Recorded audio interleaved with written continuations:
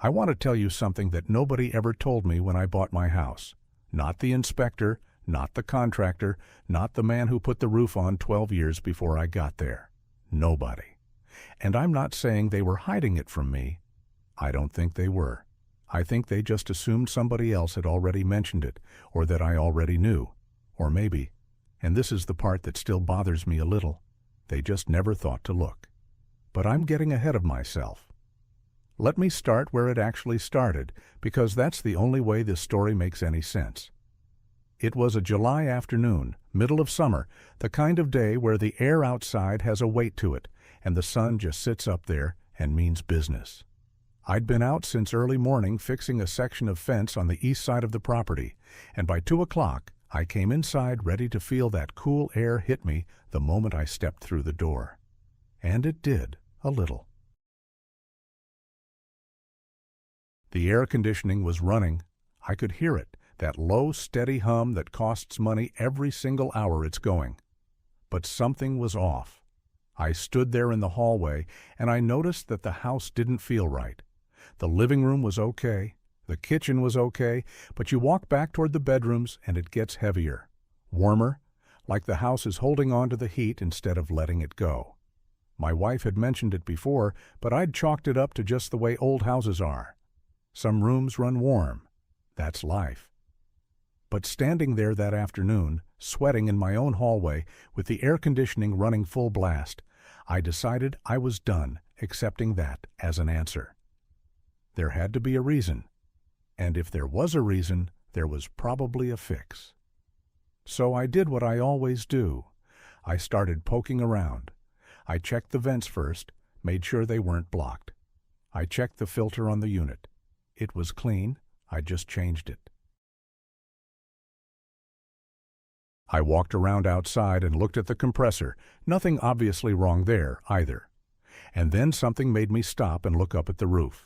Now I don't have any particular reason to spend time thinking about my roof. It's up there. It does its job. I don't think about it much. But I looked at it that afternoon, and I thought about something I'd heard once, years ago, from an older man who'd built houses for decades before his knees gave out.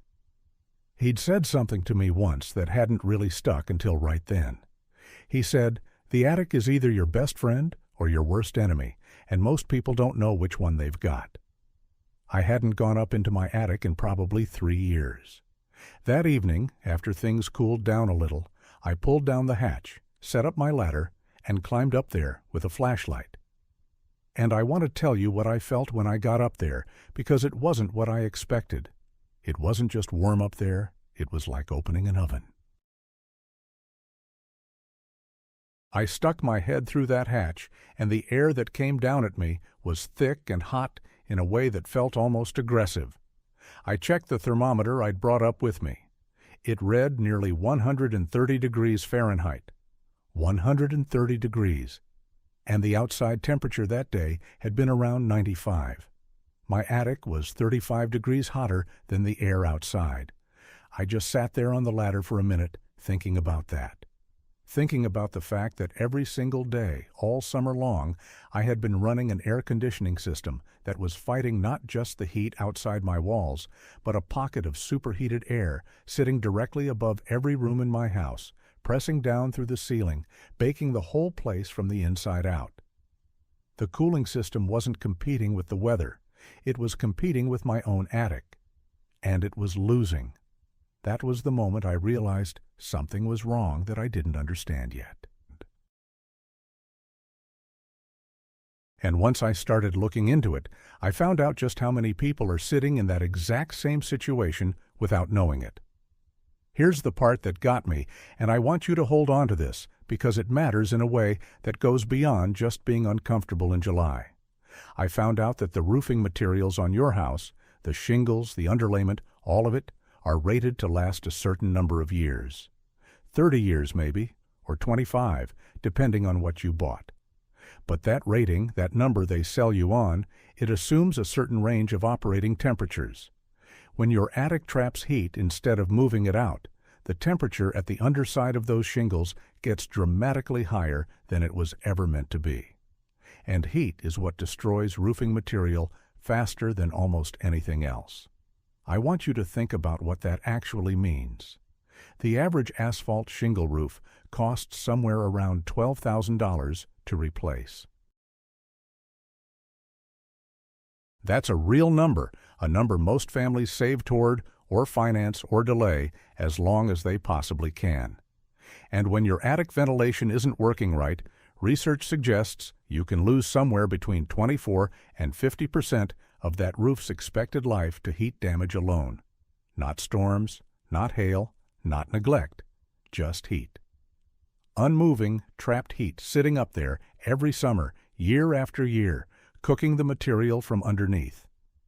On a $12,000 roof, that's somewhere between $3,000 and $6,000 that essentially evaporates before your roof ever sees a single rainstorm. But here is the part that genuinely stopped me cold when I read it for the first time. Most major shingle manufacturers include a ventilation requirement in their warranty terms. Not a suggestion, a requirement.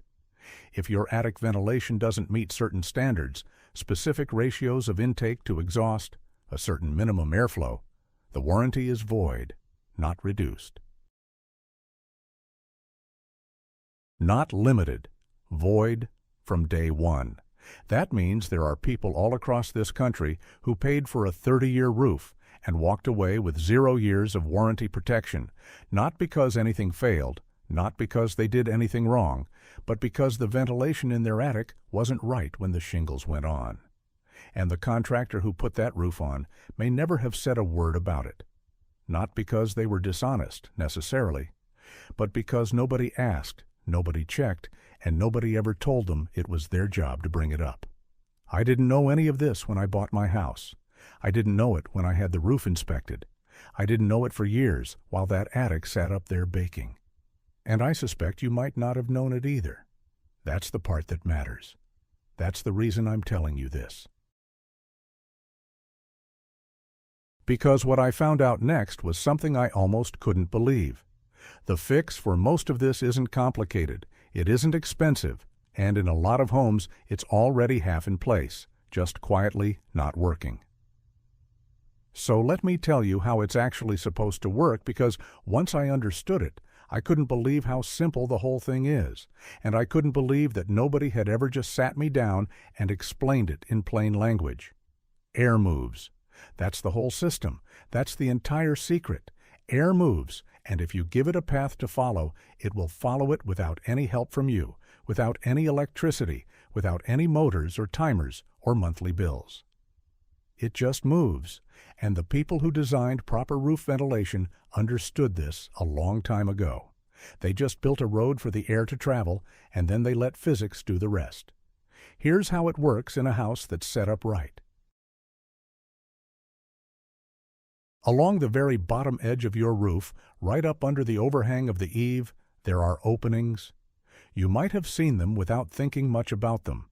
Small slotted vents running along that lower edge of the roofline, or a perforated strip built right into the soffit, that flat underside of the overhang.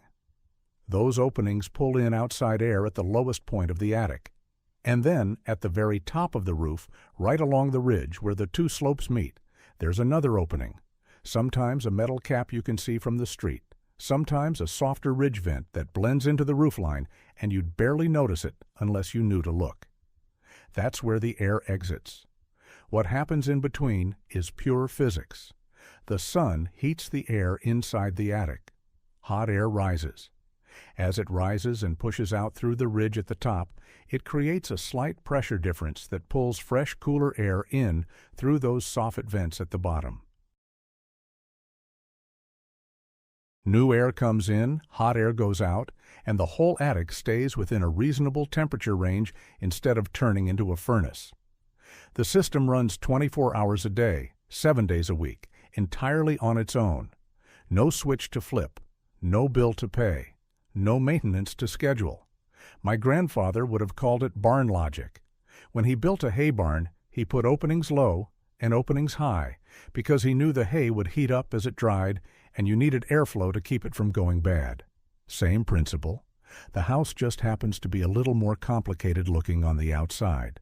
The United States Department of Energy has looked at attic ventilation systems and stated that a properly functioning passive ventilation setup, intake at the soffits, exhaust at the ridge, is the most effective approach for the majority of American homes. Not the most high-tech, not the most expensive, the most effective. And it's been that way for as long as people have been putting pitched roofs on houses. So if the system is that simple and that well understood, why does it fail in so many homes? I spent a fair amount of time turning that question over because it bothered me. And the answer I kept coming back to wasn't dramatic. It wasn't a design flaw or a construction scandal. It was something much more ordinary and much more frustrating. Insulation. Most homes in this country have insulation in the attic floor, that layer of material sitting on top of the ceiling, keeping the heat from bleeding down into the living space below. And insulation does its job. It matters. It helps. I'm not arguing against it. But insulation is also loose, and over time it shifts. It settles. It moves.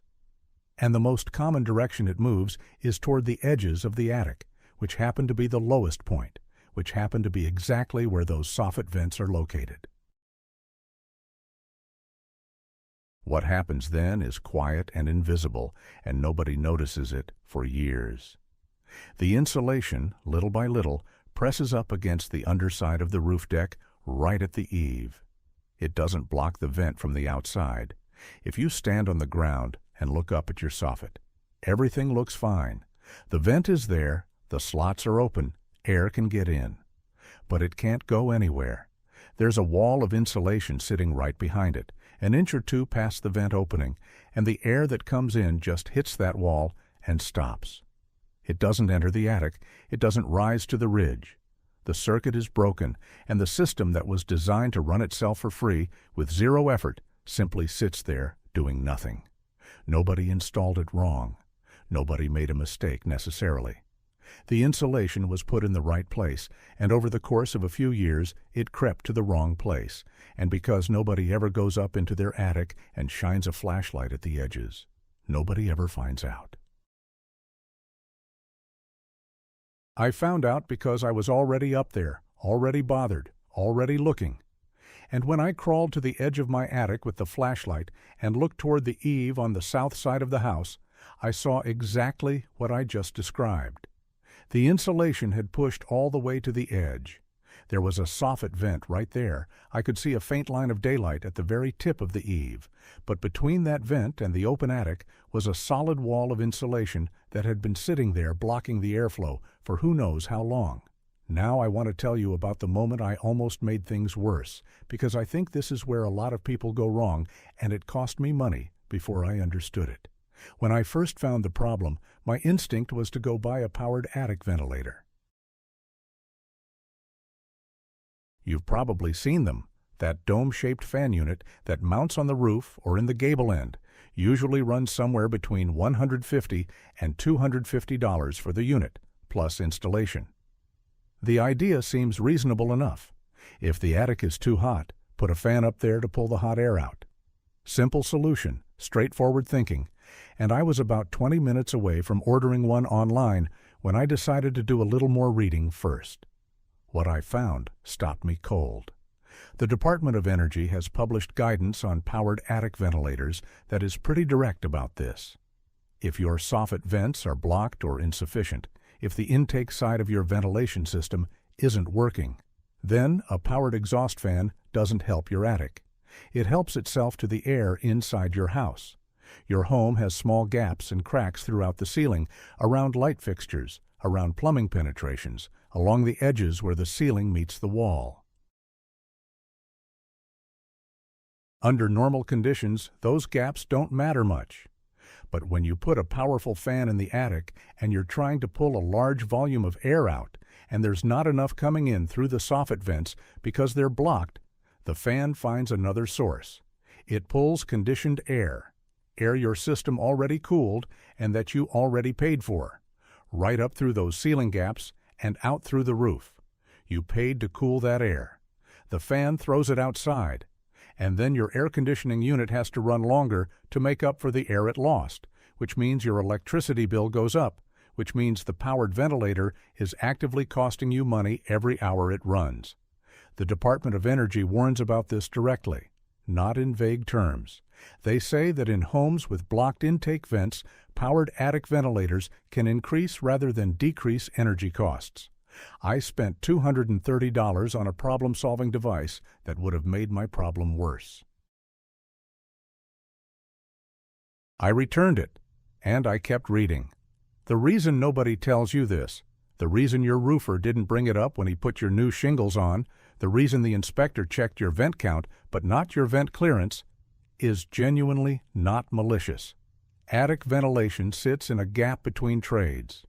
The roofer installs the ridge vent and the soffit material. The insulation contractor blows in the insulation. Neither one of them is standing in your attic afterward, making sure the two systems are working together. That's nobody's job. It never made it onto the checklist. And because the consequences are slow, the heat damage to the roof, the extra years of air conditioning strain, the gradual degradation, nobody connects the outcome to the cause. But now you know what's happening up there. And what comes next is the part I think you're going to be relieved to hear, because the fix is far simpler than the problem sounds. All right. So now you know what's wrong, and you know why it went wrong, and you know why nobody warned you about it. And I remember standing in my attic with a flashlight and a head full of new information, thinking, okay, Silas, what do you actually do about this? Because knowing a problem exists and knowing how to fix it are two different things, and I've never been the kind of man who stops at understanding. I want to get my hands on it. So let me walk you through exactly what I did, in the order I did it, because I think that's more useful than a general overview. This isn't theory anymore. This is what a regular person with a ladder and a free Saturday morning can actually accomplish. First thing I did was go back up into the attic, but this time I went early.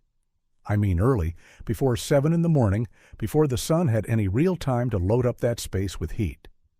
If you're going to spend any time up there during summer, that's the window you want. By 9 o'clock, it starts climbing fast. By noon, you've got no business being up there. But early morning, it's manageable, maybe 80 degrees, and you can think clearly and move around without feeling like you're being punished for something. I brought 3 things. A good flashlight, not a little pocket one, a real flashlight that throws a wide beam. A tape measure, just in case.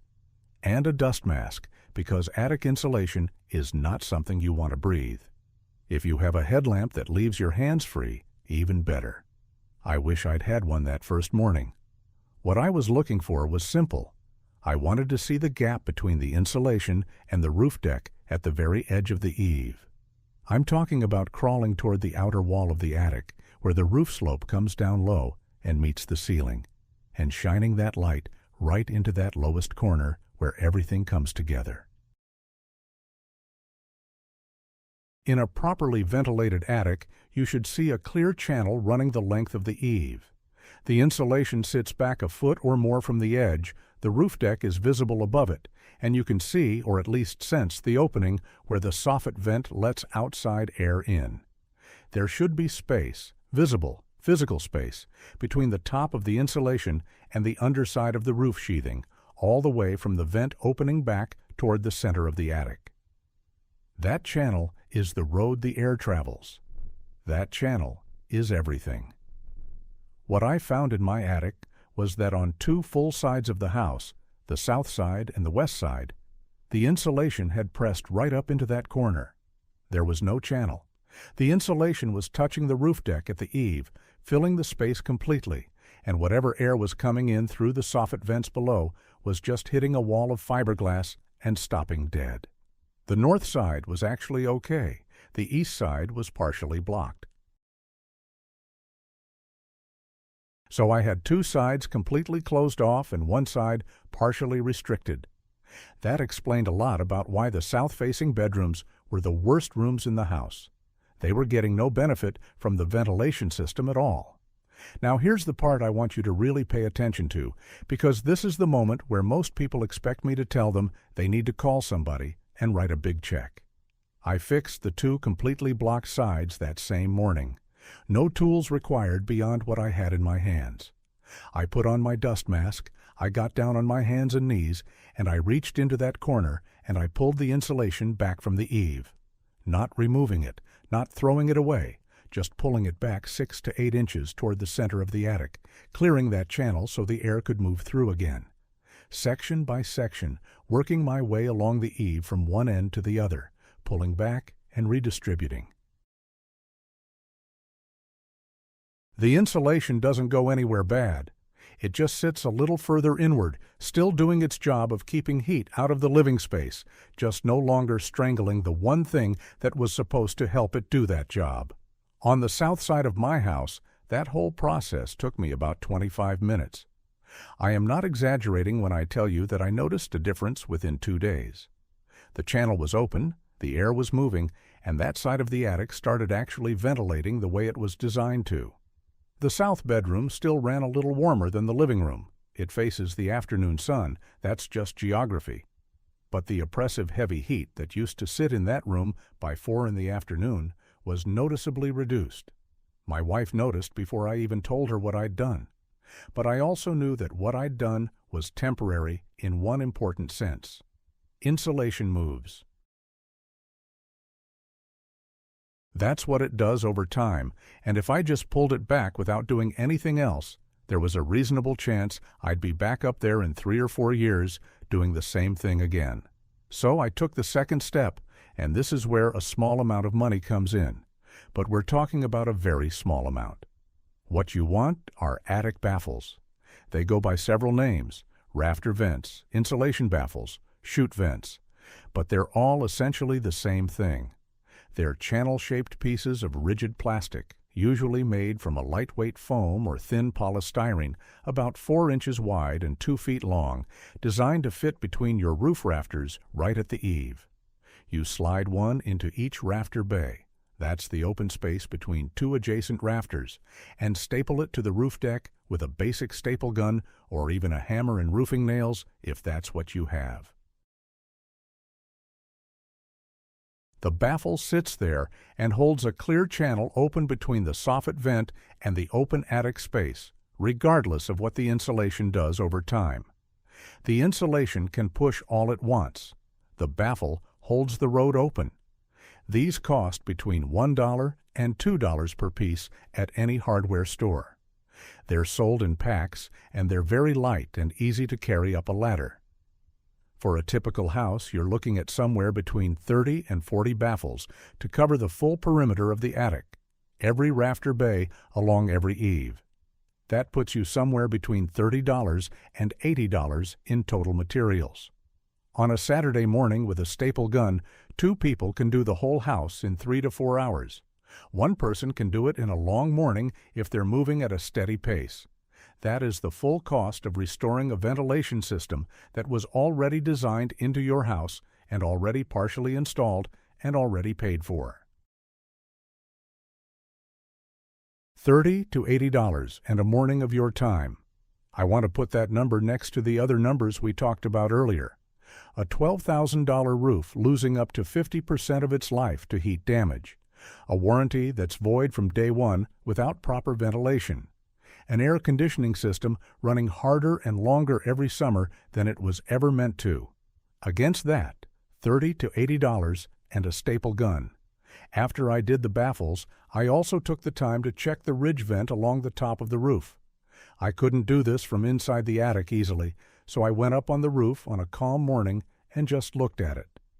The ridge vent on my house was in decent shape.